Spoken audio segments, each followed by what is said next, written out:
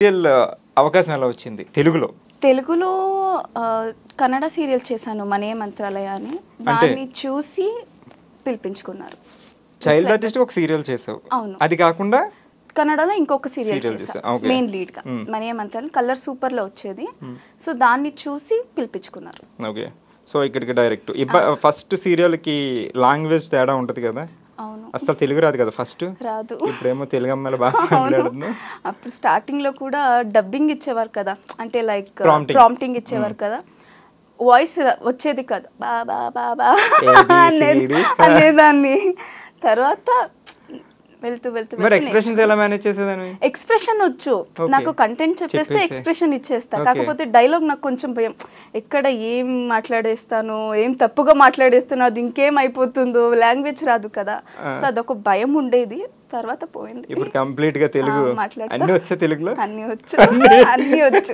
First బూతులు నేర్చుకున్నా, తర్వాత లాంగ్వేజ్ నేర్చుకున్నా. ఎందుకు ఫస్ట్ బూతులు నేర్చుకోవాలి? కావాలి కదా, అంటే ఎవరైనా ఏమన్నా అంటే మనకు కూడా తిట్టడానికి కావాలి, తిట్టేయడానికి. బెంగళూరులో మొత్తం కన్నడలో మొత్తం లైవ్ కదా అవును ప్రాజెక్ట్స్ అని. సో ఇదంతా ప్రాంప్టింగ్.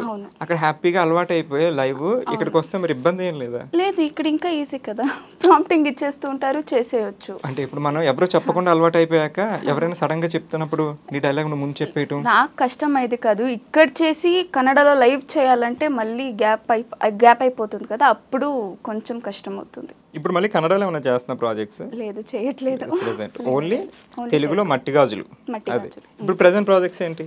ఇప్పుడు జెమినీలో ఇంకొకటి చేస్తున్నా, నీ స్నేహ కోసం అని, కొత్తది. స్టార్ట్ అయిపోయింది షూటింగ్? షూట్ స్టార్ట్ అయిపోయింది. సో ఇక్కడ తెలుగు ఆర్టిస్ట్ లో బెస్ట్ ఫ్రెండ్స్ ఎవరు? బెస్ట్ ఫ్రెండ్స్ అంటే అదే సిద్ధుతో చేశాను కలిసి. చెప్పమన్నాడు ఇలాగా? లేదు, ఆయనతో మాట్లాడలేదు ఇంకా. చెప్పకపోతే మళ్ళీ ఏడుస్తాడు ఇంకా, అందుకే. సీరియల్ వచ్చిందని చెప్పలేదు ఇంకాను. సిద్ధు ఫస్ట్ హీరోయిన్ నా ఫస్ట్ హీరో అదే ఆవిడ, ఆయనకి ఫస్ట్ కాదులే. ఎలా అనిపించింది సిద్ధుతో వర్క్ ఎక్స్పీరియన్స్? బాగుంది, ఫన్నీ గాయ్, బాగా మాట్లాడతాడు, బాగా ఇబ్బంది పెడతాడు.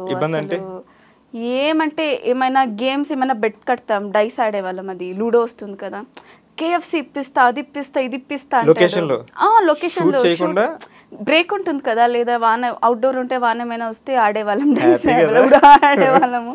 అది ఇప్పిస్తా, ఇది ఇప్పిస్తా అంటాడు, ఇవ్వడు. మళ్ళీ మన సీరియల్ 1000 ఎపిసోడ్స్ అయితే నా మెడలో ఉన్న గోల్డ్ చైన్ ఇచ్చేస్తా అన్నాడు, అది కూడా ఇవ్వలేదు.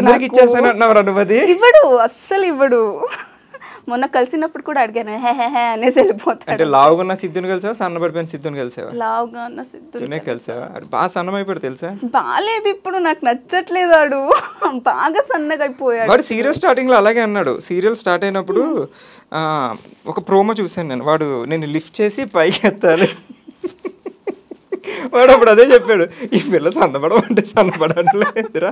అంటే ఇప్పుడు జనరల్గా ప్రజెంట్ జనరేషన్ హీరోయిన్స్ అందరూ స్లిమ్గా ఉండాలి, జిమ్కి వెళ్ళిపోవాలి అని, నిద్ర మానేసైనా సరే వర్కౌట్ చేస్తే చాలా స్లిమ్గా మెయింటైన్ చేస్తారు. బట్ నువ్వు ఎందుకు చబ్బీగా, బబ్లీగా, హెల్దీగా? నేను జిమ్కి వెళ్ళమంటే ఒక 3-4 hours వెళ్ళిపోతా, నాకు ఫుడ్ కంట్రోల్ అవ్వదు. ఫుడ్ అంటే అంత ఇష్టమా? చాలా ఇష్టం, బిర్యానీ ఇష్టం, chocolates, French fries, pizza, burger, ఏం తినకూడదు అవన్నీ తింటాను. ఎందుకు తినకూడదని? ఇష్టం కదా, ఉన్నది ఒక జిందగీ, ఎప్పుడు పోతాడో ఎవరికి తెలుసు. ఎక్కడో సిద్ధార్థ్ గారు ఎక్కడో చెప్పేది ఉన్నది ఒకటే, ఏం తినాలనిపిస్తుంది తినండి. అవును, మరి తినాలి, తినకపోతే ఎలా? మీ మమ్మీ కూడా ఏమనరా, అమ్మా నువ్వు కొంచెం ఇంకా సన్నపడు? ఎప్పుడు తిడుతూనే ఉంటుంది, సర్లే అని తినేస్తూ ఉంటా. పట్టించుకో. ఇప్పుడు డైరెక్టర్లు కానీ ఎవరి లొకేషన్లో ఎవరైనా ఎప్పుడైనా కొంచెం సన్నపడు? సలహాలు ఇవ్వమంటే ఎవరైనా ఇస్తారు, ఇలా చేయాలి అలా చేయాలి అని. చేస్తున్నా, ఇంకా చిన్న ఏజ్ కదా. చిన్నది ఎంత? 22. చాలా చిన్నది. ఇప్పుడు కాలేజ్ లైఫ్ ఏం మిస్ అవ్వట్లేదా? లేదు, నా ఫ్రెండ్స్ అందరూ వెళ్తుంటారు కదా, వాళ్ళకి అసైన్మెంట్స్ అవి ఇవి నాతో చెప్తుంటారు, నేను హాయిగా ఉన్నా. యాక్టింగ్ బాగుందా? యాక్టింగే బాగుంది, డబ్బులు కూడా వస్తాయి. ఇప్పుడు చదివిన వాళ్ళకి అంత కూడా రాదు. ఇప్పుడు చాలా కమర్షియల్ గా ఉంది సార్.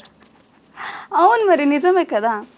ఎంత చదివినా మీకు స్టార్టింగ్ ప్యాకేజ్ ఎంత ఉంటుంది? 15,000, 25,000, తర్వాత అలా ఉంటుంది. అదే సీరియల్ చేసేసుకుంటే ఎంత ఎంక్వైరీ చేస్తాం అన్ని ప్యాకేజీలు ఎంత ఉంటాయి? మా ఫ్రెండ్స్ ఉన్నారు కదా, జాబ్ చేస్తున్నారు, చేస్తున్నారు. Okay, super. I love you Pragati. అని ఎవరైనా చెప్పారా నీకు? చాలా మంది చెప్పారు. నేను చెప్తున్నాను అనుకున్నావు నువ్వు. చెప్పారా? ప్రపోజల్స్ వచ్చినాయా? వచ్చింది. ఏం చేసావు మరి? ఏం చేశాను, రిజెక్ట్ చేశాను. బాయ్ ఫ్రెండ్ లేడా? ఇప్పుడే ఎందుకు, హ్యాపీగా ఉన్నాను కదా. 22 years అంటే జనరల్ గా అమ్మాయిలు బాయ్ ఫ్రెండ్స్ తో తిరిగే ఏజ్ ఇది. నువ్వు పాపం సీరియల్లో బాయ్ ఫ్రెండ్. నేను మా అమ్మతో తిరుగుతా ఎక్కువ. Girl friend? నాకు ఫ్రెండ్స్ ఎక్కువ లేరు. ఎందుకు అంటే స్కూల్ తొందరగానే వదిలేసి వచ్చేయడం? అలా కాదు, నాకు చెప్పాను కదా నేను చాలా ఇంట్రోవర్ట్ అని. నాకు చెప్తే చెప్పు, ఎవరికి చెప్పొద్దు. అంటే ఎవరితో అంత మింగల్ అవ్వను నేను. నాకు ఇప్పుడు వరకు నాకు ఒక 3-4 members ఉన్నారేమో అంతే ఫ్రెండ్స్. అది ఎప్పుడైనా అప్పుడు మెసేజ్ చేస్తా, కాల్ చేస్తా, లేదంటే అది కూడా లేదు. ఎప్పుడైనా ఎవరితో ఏదైనా షేర్ చేసుకోవాలంటే మూమెంట్, ఇప్పుడు షూటింగ్ లో ఎమోషనల్ మూమెంట్ ఉంటుంది, లేకపోతే హ్యాపీ మూమెంట్ ఉంటుంది, మీ మమ్మీ ఓకే అంటారు, ఇంకంతేనా? ఇంకెవరితో బయట ఫ్రెండ్స్ కి ఫోన్ చేసి హే నాకు ఇలా ఆఫర్ వచ్చింది, హే నాకు ఇలా అది చెప్తాను. నా ఫ్రెండ్ ఒక 2 ఉన్నారు, హిమ అండ్ చైత్ర అని. వాళ్ళిద్దరికి ఎప్పుడు అప్డేట్ వెళ్తూనే ఉంటుంది. సో ఎవరైనా జనరల్గా ఇప్పుడు ఆడిషన్కి వెళ్తే కూడా మమ్మీయో డాడీయో వస్తారు, కానీ పాపం మీ మమ్మీ ఆడిషన్స్కి వెళ్తే నువ్వు కూడా వెళ్ళావు, మీ మమ్మీ కాకుండా నువ్వు సెలెక్ట్ అయిపోయి ఉంటావు కదా, ఏంటది? అవును, అది నా ఫస్ట్ సీరియల్ చెప్పాను కదా, అరసి అని. చిన్నప్పుడు అమ్మ నా మమ్మీ క్యారెక్టర్ అప్పుడు ఆడిషన్ చేస్తున్నారు, వెళ్ళారు. నేను కూడా మా మమ్మీతో నార్మల్ వెళ్ళాను. డైరెక్టర్ పిలిచారు ఇలా రమ్మని, యాక్టింగ్ చేస్తాను. సరే నాకే అప్పుడు చిన్నప్పుడు కదా తెలియదు, సరే చేస్తా, అదేం పెద్ద విషయం, సరే చేసేస్తా అన్నారు.